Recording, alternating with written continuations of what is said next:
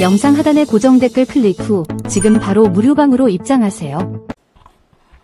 안녕하세요. 동학개미TV의 안산개미입니다. 오늘 살펴볼 종목 바로 삼성전자입니다. 코드 번호가 005930이고요.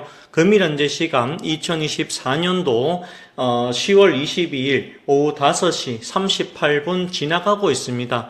현재 이 삼성전자가 6만전자가 또 무너졌죠. 현재 삼성전자가 지금 현재 그 DDR7으로 간다라고 하는데 여기에 대한 이슈가 있음에도 불구하고 이거 분명한 호재죠.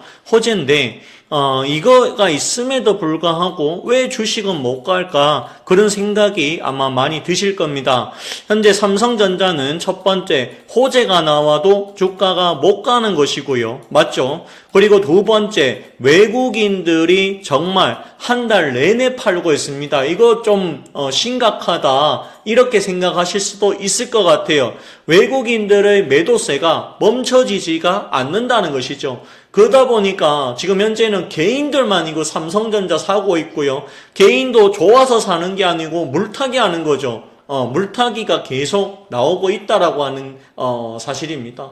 지금 보시면 어제까지 이제 외국인이 29거래일 연속 팔자거든요. 오늘까지 하면 30일째 팔자입니다. 그래서 이 외국인들이 한 달 내내 팔았다라고 하는 사실입니다. 여기 이제 보니까요. 지금 보니까 어떻습니까? 이 외국인들이 오늘도 보시면 거의 400만 주 이상, 기간은 260만 주 이상 팔았습니다. 그래서 보시면 삼성전자의 움직임이 굉장히 좀 좋지 못하다. 그리고 6만 원 자리에서 여기서 이제 바닥을 다지는가 싶더니 또 빠집니다. 그런데 중요한 사실은 뭐죠? 호재가 나와도 올라가지가 않고요. 맞죠? 그리고 증권사 리포터 목표가 하향이 나와주고 있습니다. 자, 이 구간을 우리는 뭐라고 합니까? 두 글자로 바닥이다라고 이야기를 합니다. 주식이라고 하는 것은요, 바닥에서 사야 돈을 크게 벌 수 있습니다. 바닥에서 사서 기다려야 큰 수익을 가져갈 수 있다라는 것이죠. 개인적으로는 저는 그렇게 보고 있습니다. 자, 삼성전자가 6만 원 밑에까지 내려왔다면 지금부터는 뭐죠? 신규 매수 가능하다. 추가 매수 가능하다. 이렇게 보고 있습니다. 자, 이게 빠져봐야 얼마나 더 빠질까요? 제가 봤을 때는 그렇게 많아 보이지는 않을 것 같습니다. 자, 현재 우리나라 시장이 왜 못 갈까? 이 생각이 드실 겁니다. 첫 번째 이유는요. 저는 첫 번째 이유는 아직 금투세가 정확하게 정해지지 않았다. 그러니까 외국인 기관 그리고 개인 투자자들 중에 흔히 큰손이라고 하는 큰손들의 자금들이 다 빠져나가고 있습니다. 어디로 갑니까? 나스닥으로 갑니다. 나스닥으로. 빠지고 있다. 왜냐? 이 금투세 세금 내야 되니까. 어차피 국장에서 세금 내나 미장에서 세금 내나 세금이 비슷합니다. 별로 차이도 없어요. 그런데 우리나라 주식은 잘 가지도 못하고 계속 보합권 하락 이런 게 계속 나오고, 미국 주식은 엔비디아가 고점이 어디인지 모르고 계속 올라갑니다. 그러니 나스닥으로 갈 수밖에요. 외국인의 자금들이 나스닥이 더 좋으니까 나스닥으로 갈 수밖에요. 맞죠? 환율이 계속 올라갑니다. 그러니까 어떻습니까? 달러를 모으는 게 낫겠죠. 이렇게 생각이 든단 말이에요. 그래, 금투세가 아직 정해지지 못했다. 첫 번째.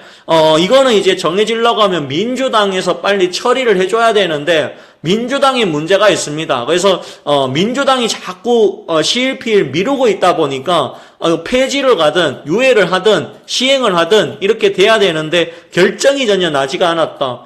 근데 시행이 되면 안 되겠죠? 시행이 되면, 앞으로 국장할 사람 별로 없을 겁니다. 제가 생각했을 때는. 그 두 번째는 미국의 대선 판도가 요동친다라고 하는 사실입니다. 자, 미국에 지금 해리스, 누가 있죠? 해리스 대 트럼프입니다. 근데 최근에 나오는 이야기가 트럼프가 이길 가능성이 대단히 높다라고 합니다. 더군다나 이 베팅 사이트 폴리마켓이라고 하죠. 이쪽에서는 트럼프가 지금 60%를 넘어가고 있습니다. 해리스 당선 가능성 막 37%대 뭐 63% 이래 되고 있어요. 계속 격차가 벌어지고 있습니다. 지금 미국 같은 경우에 제도가 어떻습니까? 미국은 우리나라하고 조금 다릅니다. 우리나라는 전부 다 직접 선거죠. 직접 선거를 해서 한 표라도 더 받는 사람이 대통령이 되는 것입니다. 자, 미국은 어떻습니까? 다르죠. 미국은 우리나라하고 뭐가 다릅니까? 여기는 대통령과 부통령이 있습니다. 맞죠? 그리고 의회도 상원과 하원으로 나누어져 있습니다. 자, 근데 의회는 조금 제외하고요.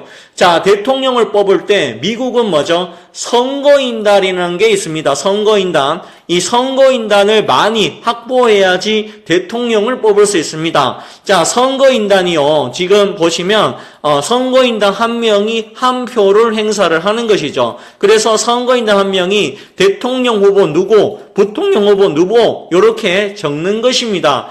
선거인단은요. 미리 누구를 지지하는지 알려야 됩니다. 그래서 알려야 되고요. 그래서 이 투표자들은 어떻게 되느냐? 해리스를 지지한다라고 하면 해리스 선거인단에 투표를 하는 것이고요. 만약에 트럼프를 지지한다라고 하면 트럼프 선거인단에 투표를 하는 것입니다. 그러다 보니까 박빙인 지역 있죠. 박빙인 지역인데 예를 들어서 48대 47입니다. 그러면 48이 이기는 거죠. 47%가 있다라고 해도 이거는 무시해버립니다. 무시해버리고 이 48로 선출된 선거인단이 한 표를 행사를 하는 것이죠. 자, 이렇게 되면 뭡니까? 소수가 대통령을 좌지우지, 부통령을 좌지우지할 수 있다라고 하는 단점이 분명히 존재합니다. 그럼에도 불구하고 이 미국은 어떻습니까? 아직까지도 대통령만큼은 간접 선거를 하고 있다라고 하는 사실입니다. 자, 우리나라 같은 경우에 이 장면 정보라고 했을 때 잠시 간접 선거에 대한 이야기가 나온 적이 있습니다. 요렇게 얘기 나왔고요. 실제로 박정희 시대에 또 간접 선거가 있었죠. 그래서 만장일치로 박정희 대통령이 대통령이 되는 그런 부분도 있습니다. 그러다가 이제 전두환이가 오면서 직접 선거로 돌린 이런 경우가 있었죠. 하여튼 우리나라하고 조금 다른데 그렇습니다. 우리나라는 장면 정부 때 장면 정부 때 대통령, 부통령 이렇게 됐었죠. 이승만 정부도 대통령과 부통령 요 두 가지로 나눠져 있었습니다. 이렇게 가다가 우리는 부통령이 이제 없어졌죠. 이게 조금 다릅니다. 그러니까 어떤 얘기가 되냐면 미국의 경우에 지지율하고 대통령의 당선의 결과가 다를 수가 있다는 것이죠. 왜냐하면 선거인단이 예를 들어서 해리스를 지지한다 해놓고 뒤에 가가지고 트럼프를 찍을 수도 있는 겁니다. 그렇다고 해서 이 선거인단에 제재를 할 수 있는가? 그렇지는 않다라는 것이죠. 그래서 이런 모순적인 부분이 있을 수 있습니다. 그렇기 때문에 지금 현지에서는 초박빙이라고 하지만 최근에 트럼프에 대한 이야기가 계속 나오고 있습니다. 만약에 트럼프가 당선이 되면 어떻게 될까요? 얘는 관세를 엄청나게 때릴 생각을 하고 있습니다. 미국의 자국 산업을 보호하고자 보호무역을 하려고 합니다. 그런데 이 세계무역기구 WTO나 그 다음에 FTA 이런 부분에서 보시면 트럼프가 하고자 하는 요 관세 정책은 FTA라든지 WTO에서 말하는 그 정책하고는 전혀 받지가 않습니다. 어쨌든 보호무역을 계속 하려고 합니다. 그러면 트럼프가 하는 정책들은 어떤 걸까요? 중국산에다가 엄청난 세금을 갖다 때리는 것. 그 다음에 한국 같은 경우에 방위 상호조약비를 많이 뜯어가자라는 거. 이런 것들이 있고요. 개인적으로 저는 이 트럼프는 조금 미친 사람 미치광이가 아닐까 그런 생각까지도 들기도 합니다. 어쨌든 이 트럼프가 당선이 된다면 방산가, 비트코인, 그 다음에 석유, 화학 이런 종목이 올라갈 수 있고요.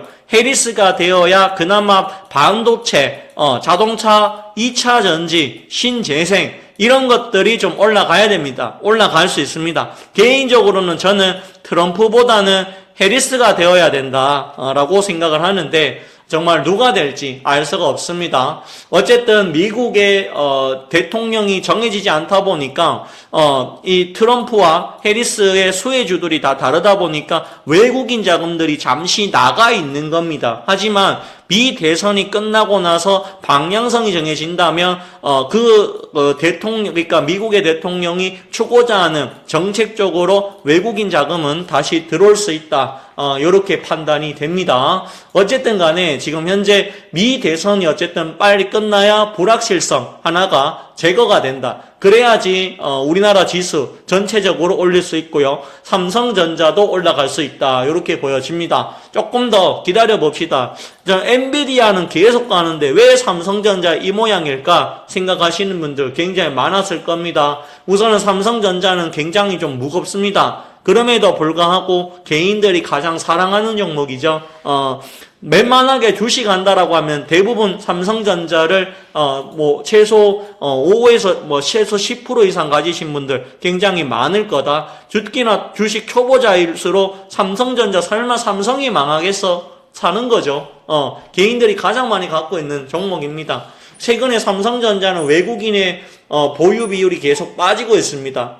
근데 이게 거의 저는 바닥이라고 보고 있고요. 시간이 지나면 그래도 저는 다시 반등은 하지 않을까 이렇게 생각을 하고 있습니다. 자, 그러면 오늘 방송은 여기까지만 진행하도록 하겠고요. 지금 자리에서는 이제는 매수해 볼 만한 구간이 왔다. 이렇게 설명드립니다. 자, 그러면 오늘 방송 여기서 마치겠고요. 좋아요, 구독 부탁드리고 현재 저희가 수익방하고 있는데 함께 하실 분들 010-4889-2820 연락 주십시오. 그러면 오늘 방송 마무리 짓겠습니다. 좋은 하루 되시고요. 내일 뵙겠습니다. 감사합니다.